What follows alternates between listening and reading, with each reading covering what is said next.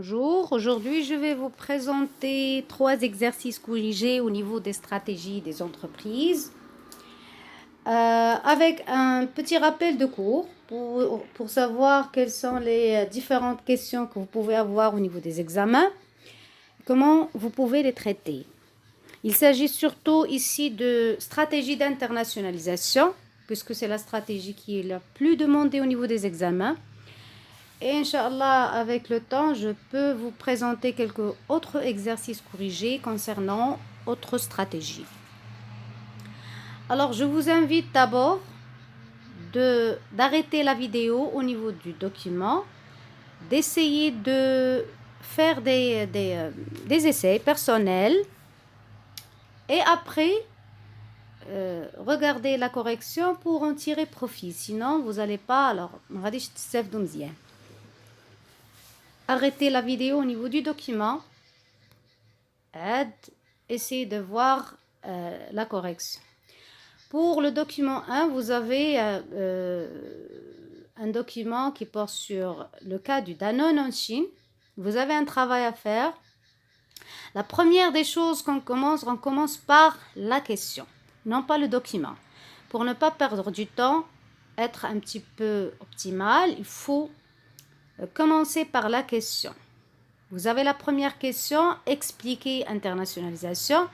Bien tout simplement définir qu'est-ce que ça veut dire l'internationalisation. Deuxième question, sur la base du document relevé. Donc ici, vous n'allez que relever, bien sûr, sur la base du document. Les raisons qui justifient l'internationalisation de Danone, les facteurs clés de succès de Danone, et pour la troisième question, de rappeler les avantages de l'internationalisation pour Danone. Je le répète, je le dis, arrêtez la vidéo maintenant pour essayer de faire un essai personnel pour comparer vos réponses avec les réponses qui suivent. Alors pour la correction, bien le corriger, l'internationalisation, ce n'est qu'une stratégie qui consiste à développer les activités de production et de distribution, je souligne, de production et de distribution d'une entreprise à l'échelle internationale. Donc, les notions de stratégie ou bien les différentes stratégies, vous devez apprendre les définitions par cœur parce que sont très demandées au niveau des examens.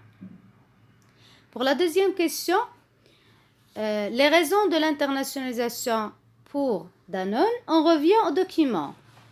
Les raisons sont, bien sûr, les élèves peuvent avoir des questions différentes ou bien des réponses différentes du corrigé indicatif. Je vous invite à me donner les réponses que vous avez eues qui sont différentes de cette correction en bas, donc les commentaires, et on peut les traiter ensemble. Alors pour les raisons, la première raison de l'internationalisation, c'est les raisons, bien les facteurs. On revient à la leçon. Quels sont les facteurs de l'internationalisation? Les facteurs de l'internationalisation sont classés en 3 facteurs. Les raisons, bien les facteurs, c'est la même chose. Les facteurs techniques, économiques et juridiques.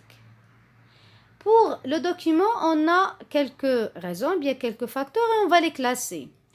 Les examens, vous pouvez avoir une classification. Tu donnes la raison, bien le facteur, et tu vas détecter est-ce que c'est un facteur technique, économique ou juridique.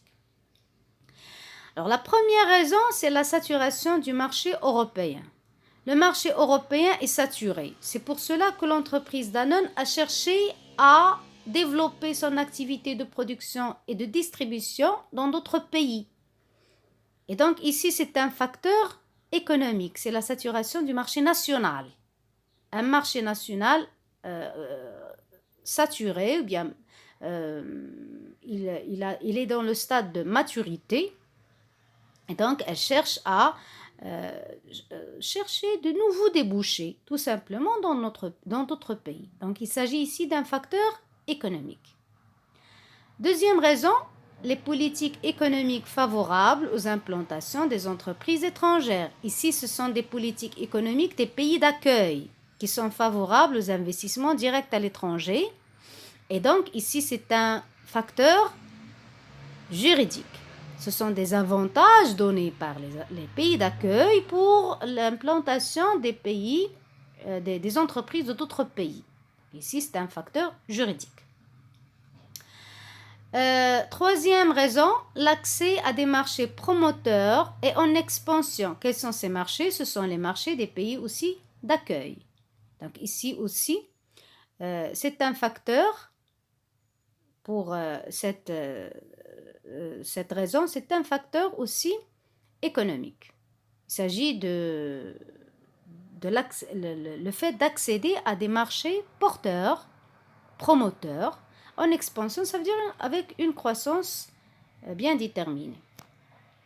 La dernière raison, c'est l'accès à des facteurs de production bon marché. Ça veut dire avec des coûts de production moins élevés, moins chers. Bon marché, ça veut dire moins cher, convenable. Et à des approvisionnements à moindre coût. Ici, il s'agit d'un facteur technique. Facteur technique. Il y en a d'autres facteurs techniques. Dans la leçon, vous avez l'amélioration des moyens de communication qu'il ne s'agit pas dans le document, il ne faut pas le mentionner.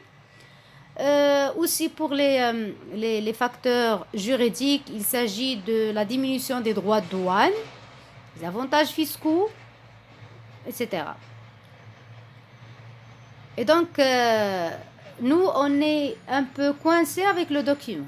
Il faut relever les facteurs seulement au niveau du document, mais puisque il s'agit d'une correction avec un rappel, pourquoi pas faire un rappel en parallèle. La troisième question, c'est les facteurs clés de succès de Danone. Les facteurs clés de succès, que ça veut dire déjà? Un facteur clé de succès, c'est un facteur de force interne à l'entreprise, mais qui distingue l'entreprise aux autres entreprises et surtout concurrentes. Un facteur qui existe seulement dans cette entreprise et peut exister dans d'autres, mais sans ce facteur, l'entreprise perd beaucoup de choses. Il perd des parts de marché, elle risque même de disparaître. C'est ça un facteur clé de succès. C'est pour cela que vous pouvez avoir ces facteurs clés de succès parmi les forces de l'entreprise au niveau du diagnostic interne. Mais, quelle est la différence entre facteur clé de succès et force? C'est que ce facteur clé de succès existe seulement dans l'entreprise sans qu'il peut exister dans d'autres entreprises. Et c'est quelque chose qui la distingue. Et sans ce facteur, elle risque de disparaître du marché. Le premier facteur clé de succès, il existe presque dans tous les cas que vous aurez dans les documents d'examen, parce que vous aurez des cas connus, des entreprises qui sont fameuses et qui sont connues. Le premier facteur clé de succès, c'est l'image de marque. L'image de marque. L'image de marque, c'est le facteur clé de succès de toute entreprise, surtout les entreprises connues. Pour notre entreprise ici, le facteur clé de succès, c'est la forte flexibilité. Ça veut dire flexibilité, c'est la capacité de l'entreprise à s'adapter au changement de l'environnement ou bien au changement de sa stratégie. Elle a opté pour une stratégie d'internationalisation. L'entreprise est flexible parce que elle peut s'adapter au niveau interne face à ce nouveau changement qui est la nouvelle option stratégique qui est l'internationalisation. Et le dernier facteur clé de succès, c'est la maîtrise de coûts. Et vous avez ici dans le document l'optimisation des conditions d'approvisionnement, les coûts salariaux relatifs. Et bien sûr, la maîtrise des coûts était un facteur clé de succès pour Danone et c'était renforcé grâce à cette stratégie aussi d'internationalisation. Pour le deuxième document, et je vous invite aussi, n'oubliez pas d'arrêter la vidéo ici pour avoir un temps de lire le document, et bien sûr de répondre aux questions. Toujours commencer par les questions. Toujours, il faut commencer par les questions. Aide, on revient au document. D'accord? Donc, moi, je vais vous corriger les questions. La première question, et c'est des questions traditionnelles, hein, les questions traditionnelles de l'organisation générale pour la stratégie. Si les métiers, les finalités, les missions, diagnostic interne, aide, on passe aux options stratégiques, les avantages, les inconvénients de ces options, quels sont les apports, etc. au niveau de l'entreprise. Ça, c'est pour les options stratégiques. C'est un peu traditionnel et autonome. Alors, pour la première question, quels sont les métiers de l'entreprise Danone? Pour les métiers, vous avez vers la fin du premier paragraphe, le métier qui concerne l'eau. La justification d'après le document, dans le secteur de l'eau embouteillée et des produits frais. Donc, il a un principal concurrent qui est Nestlé. Voilà le premier métier. Deuxième métier, au niveau du deuxième document, aussi vers la fin, vous aurez les produits laitiers. Les produits laitiers comme un deuxième métier. Vous avez vers presque la fin du deuxième paragraphe. Les produits laitiers seraient très intéressants pour les sociétés comme Kraft, Nestlé ou Unilever. Et pour le troisième métier, il s'agit de le détecter au niveau du troisième document, vers aussi la fin.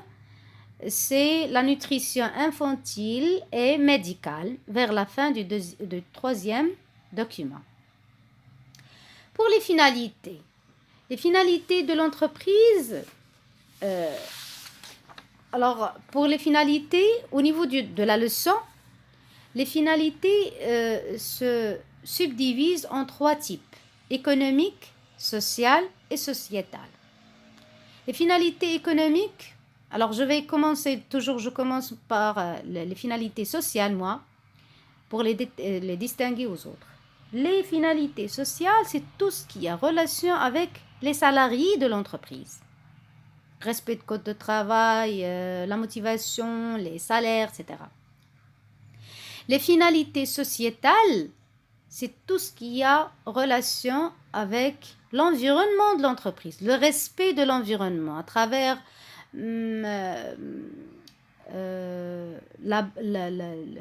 la gestion des déchets, par exemple. Le respect de l'environnement pour ne pas jeter les déchets n'importe où. Alors, la gestion de déchets, c'est un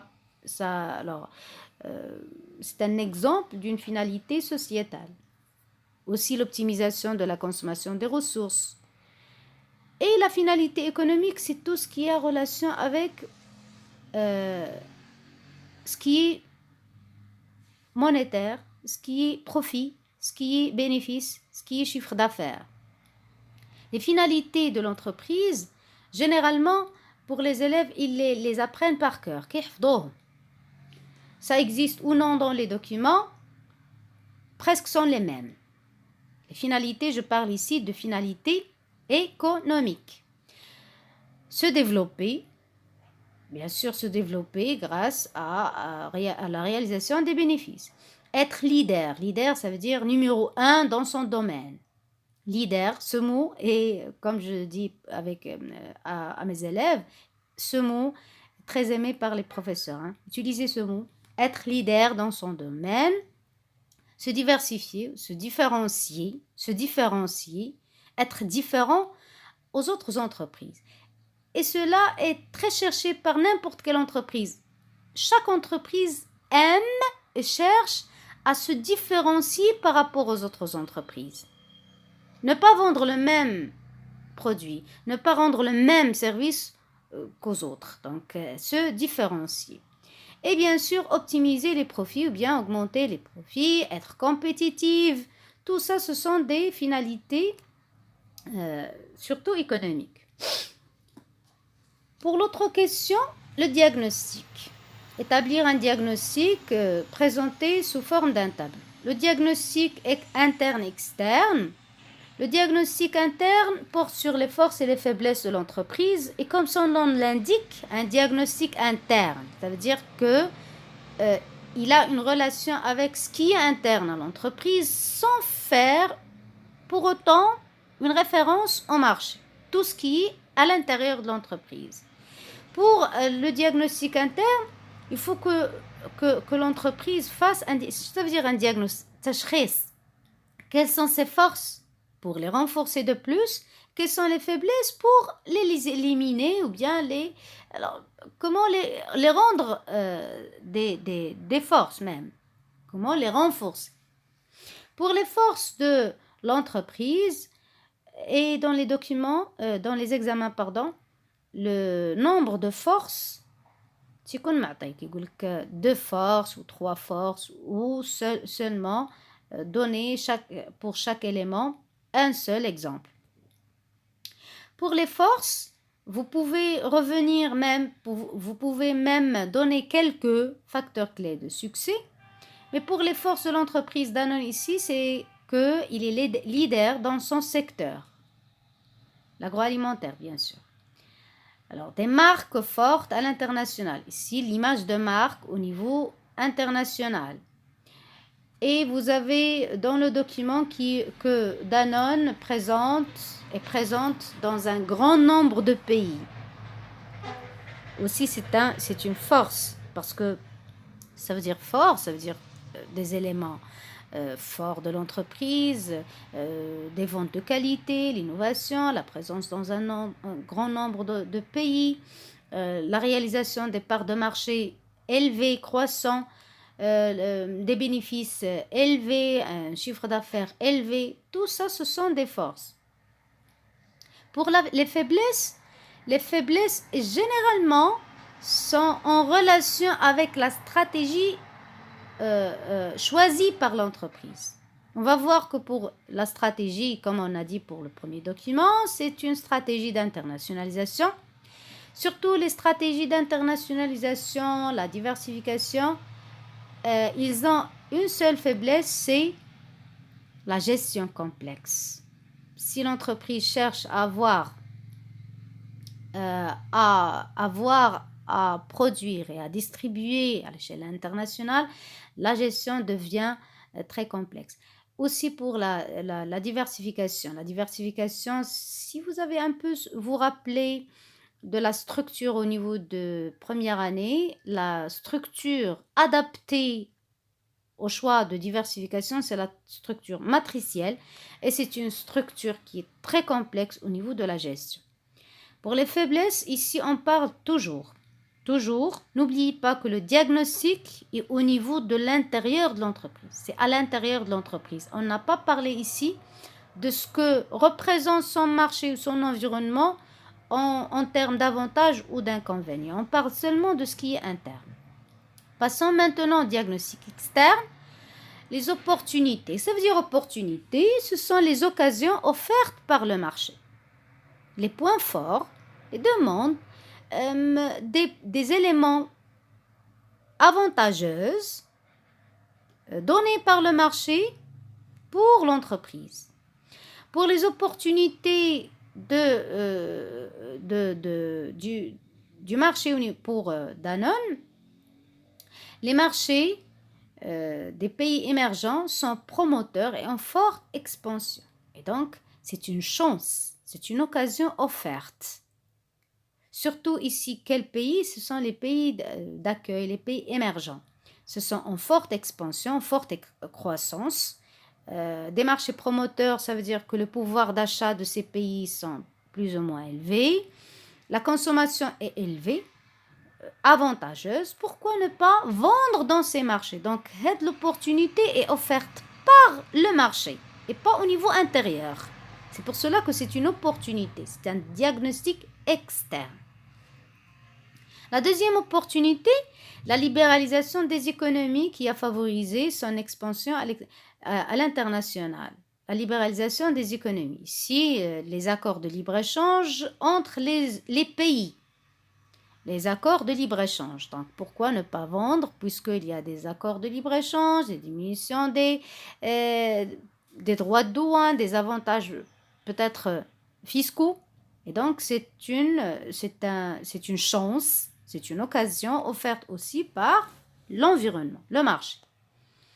La menace, les معروفة, اللي تيبغيوها التلامذ, c'est la concurrence. Parce que toute grande entreprise, toujours, il a des concurrents.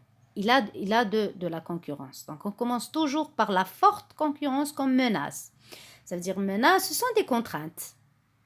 Les contraintes qui empêchent l'entreprise à travailler à l'aise. Voilà. Mais ce sont aussi des contraintes posées par le marché. Au niveau de troisième paragraphe, vous avez clairement une autre menace, c'est le risque de démantèlement, la disparition du groupe. Le risque de démantèlement, c'est pour cela que l'entreprise a opté pour une stratégie de recentrage qu'on va détailler par la suite. Pardon. Et voilà pour le diagnostic. On passe à la troisième question. La première question, petit a, relever, expliquer les options stratégiques. Les options stratégiques ici, on a parlé d'une, la stratégie d'internationalisation. L'explication ici, c'est l'élargissement des activités de production et de distribution à l'échelle internationale. Il suffit bien sûr de donner la définition, sinon vous pouvez revenir au document et essayer d'un peu formuler vos phrases à vous-même. Je vous invite à apprendre les stratégies, les définitions par cœur pour ne pas perdre du temps à réfléchir et à reformuler. Le niveau des élèves, vous risquez de donner des définitions différentes de ce qui est donné, de ce qui est logique. La deuxième stratégie, c'est la stratégie de diversification des marchés. Pour la diversification, il y a la diversification des activités, la diversification des marchés. Ici, on a la justification par le document, c'est que Danone est présente dans près de 80 pays. Donc, la diversification des marchés. Vous allez me dire, mais vous avez dans les métiers, 3 métiers. L'eau et... je ne me rappelle pas. La nutrition infantile et médicale, voilà une diversification des activités, mais ça reste dans l'agroalimentaire. On est toujours dans l'agroalimentaire. L'entreprise n'a pas diversifié de son activité. On est un peu dans la même activité, mais l'option stratégique nouvelle, c'est que cette entreprise a diversifié ses marchés. Puisque, regardez, elle est présente dans près de 80 pays. C'est presque partout dans le monde. La troisième stratégie, c'est au niveau du deuxième paragraphe, la stratégie de recentrage. Ça veut dire stratégie de recentrage. La stratégie de recentrage, c'est le fait que l'entreprise abandonne une activité ou un pôle pour revenir et se recentrer sur son métier de base. Ça veut dire que l'entreprise a cherché de diversifier son activité, mais avec des raisons, à travers des raisons, elle a abandonné, تخلت على واحد l'activité دارتها جديدة pour revenir à son métier de base. Pour nous, la justification du document, deuxième ligne, deuxième paragraphe, et par la même occasion s'offrir Numiko. Alors non, le début. Le groupe c'est en effet séparé à bon prix du pôle biscuit. Séparé à bon prix, ça veut dire c'est comme la vente à la casse. Tout ça. À bon prix du pôle biscuit afin de se recentrer sur un positionnement santé par la même occasion. S'offrir Numiko, s'offrir ici, acheter. S'offrir, ça veut dire acheter. C'est un mot qui se répète. C'est un mot qui se répète dans les documents. C'est pas offrir, c'est s'offrir. Donner à soi-même, donc acheter. Et on va voir l'élément par la suite. Donc voilà les 3 options stratégiques. Les raisons. On va aller vers les raisons de ces choix et on va voir pour chaque raison quelle est la stratégie correspondante. Les raisons du choix de la stratégie d'internationalisation, c'est, à votre avis, ça va être quoi? La concurrence est une raison pour quelle stratégie? Puisqu'il y a une concurrence forte, c'est un facteur de stratégie d'internationalisation, stratégie de diversification des marchés ou stratégie de recentrage. Alors la concurrence ici, c'est une raison pour la diversification des marchés, pour atténuer un peu la force de la concurrence. Ne pas vendre dans un seul pays, vendre dans un ensemble de pays pour atténuer la concurrence. Aussi, la stratégie de recentrage, un facteur, la stratégie de recentrage, aussi la concurrence de la société Nestlé. Et donc, on s'est délibéré de ce pôle, de cette activité pour revenir à notre métier de base. Donc, voilà les raisons de la stratégie de recentrage et la stratégie de diversification, c'est la concurrence. La libéralisation des marchés, c'est un facteur ou c'est une raison de la stratégie d'internationalisation. C'est quelque chose qui a facilité, si vous vous rappelez, c'est une opportunité qui a facilité la stratégie d'internationalisation. La faible croissance dans le secteur agroalimentaire aussi, c'est une raison pour la diversification des marchés et la stratégie de recentrage. Il y a une faible croissance dans le secteur agroalimentaire. Pourquoi on perd l'énergie dans ce pôle? Donc on revient à notre métier de base, puisqu'il y a une faible croissance dans ce secteur agroalimentaire, il faut diversifier les débouchés. La question 4, on doit relever du document 2 expressions qui montrent que Danone est une entreprise internationale. Il y a autant d'expressions dans le document. Et si vous avez un peu le doute que vous avez relevé une autre expression autre que Hadou Kainin, vous pouvez me les contacter. Dites que voilà ce que j'ai fait, voilà ce que j'ai trouvé, est-ce que c'est juste, c'est non. Et je peux répondre à vos questions. Donc, pour les expressions, Danone est présente dans 80 pays. Danone est présente dans 80 pays. Ça veut dire ici, c'est clair que c'est une expression qui montre que Danone est une entreprise internationale. Elle est présente dans plusieurs pays. 80, c'est plusieurs pays.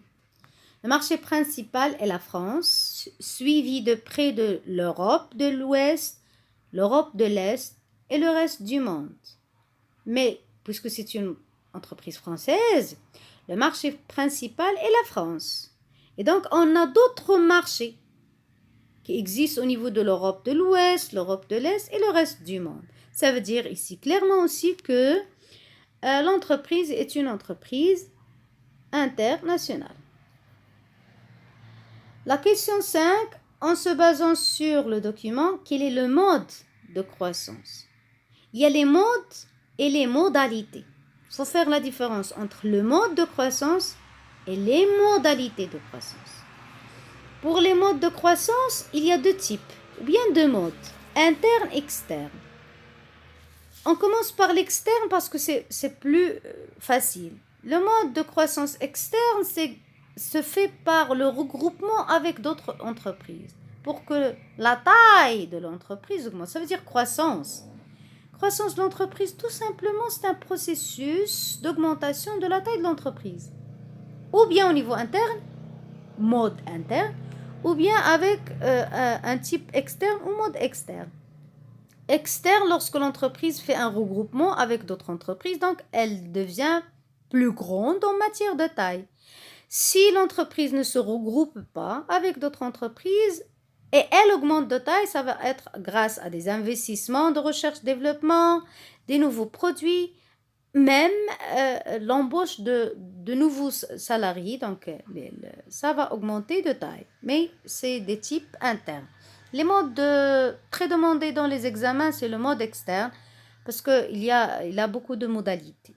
Pour les modalités, au niveau de documents, vous avez 6 modalités. La première modalité, c'est la fusion, fusion-réunion. Fusion, deuxième, fusion-absorption. Troisième, prise de participation.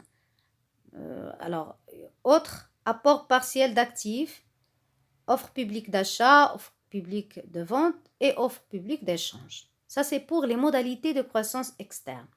On va voir, nous, pour notre document, quel mode de croissance existe-t-il?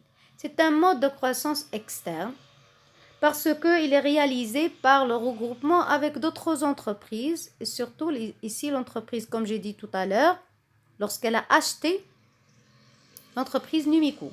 La modalité de croissance ici, est-ce qu'il s'agit cet achat, bien, ce rachat de la filiale Numico? Vous avez deux justifications. Au niveau du deuxième document, la même phrase et par la même occasion s'offrir Numico pour renforcer son positionnement, etc. Et dans le troisième paragraphe, clairement vers la fin, en s'offrant avec le rachat de Numico.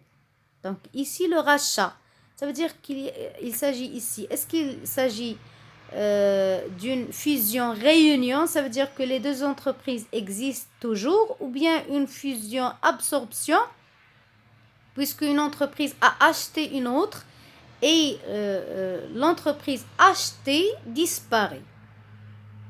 Ici, puisque c'est un achat total, il s'agit d'une modalité de croissance par absorption, puisque l'entreprise Numico ne va jamais exister.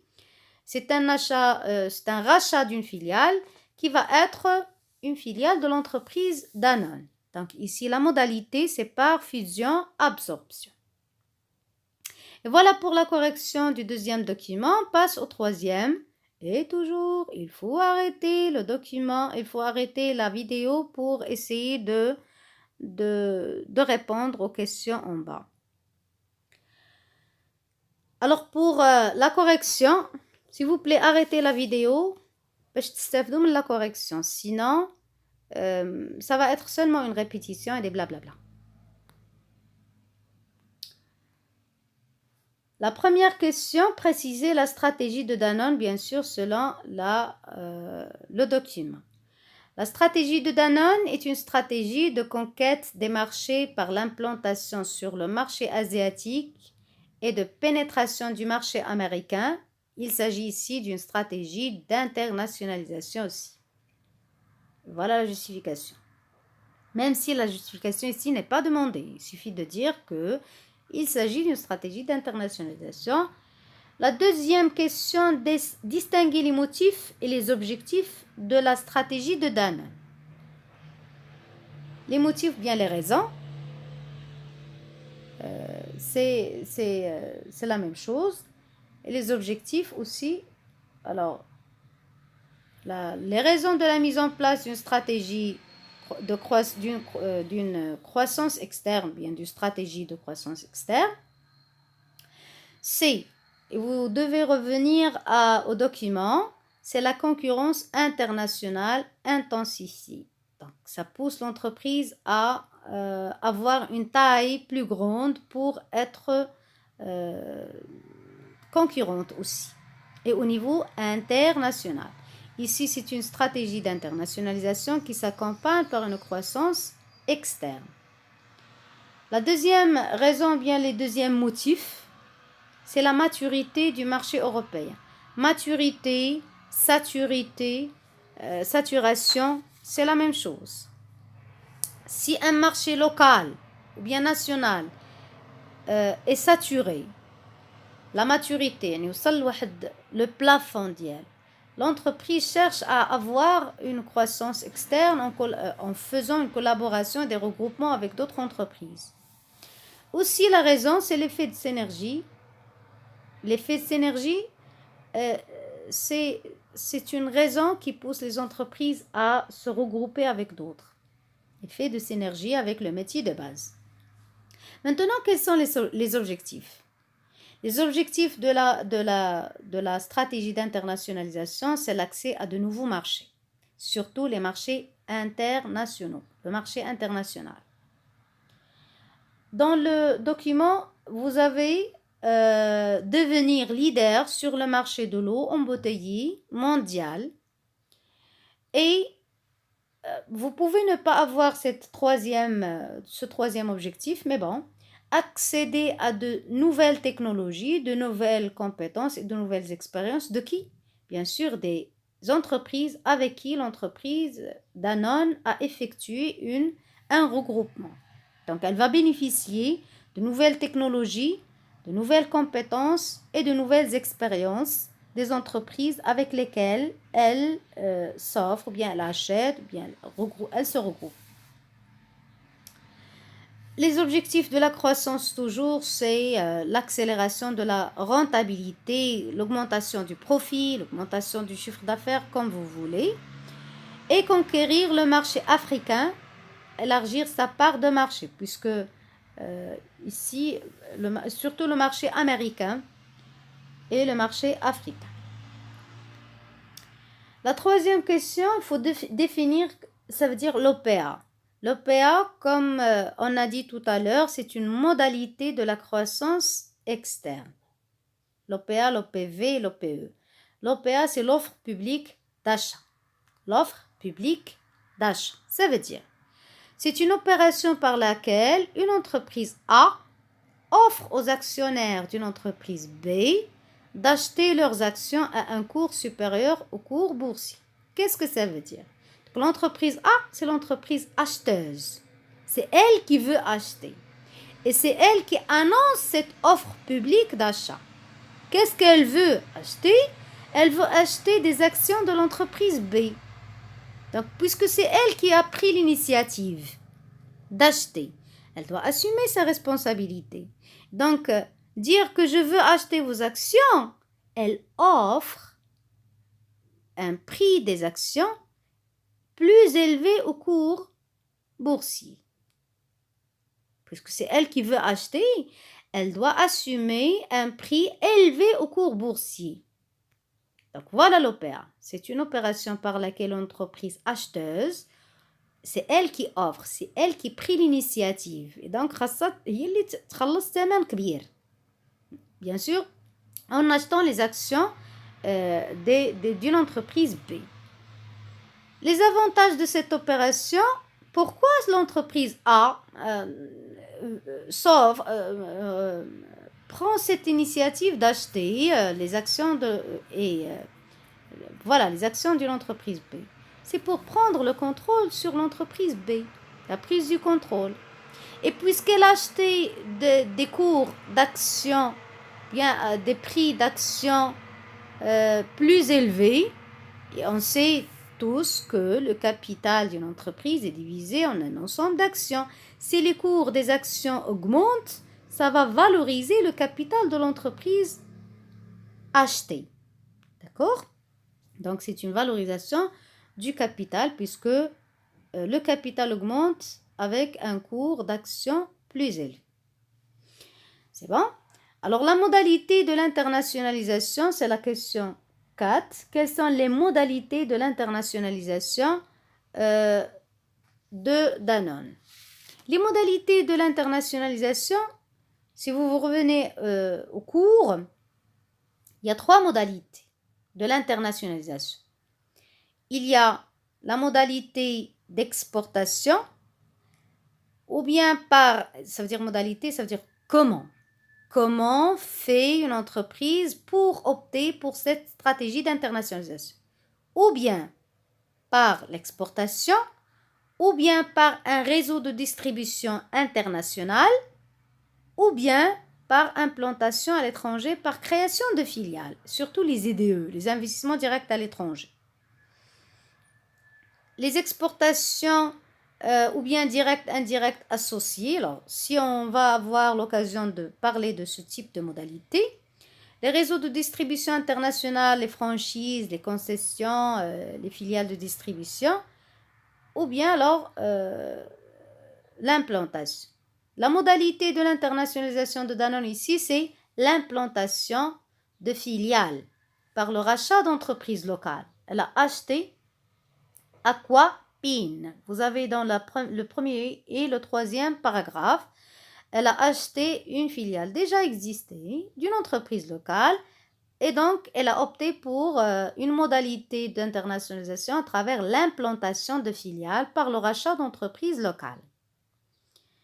Le mode de croissance, comme on a déjà dit, on a deux modes de croissance, ou bien interne ou bien externe. Il s'agit ici clairement que le mode de croissance de Danone est externe, car elle est réalisée par le regroupement avec d'autres entreprises. Les avantages de cette croissance, ce mode de croissance qui est externe.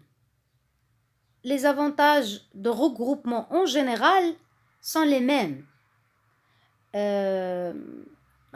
comme les trois premiers, c'est à apprendre aussi. Comme chez regroupement, par n'importe quel type de modalité, par n'importe quel type de croissance externe, n'importe quel élément, les avantages, bien les objectifs sont les mêmes.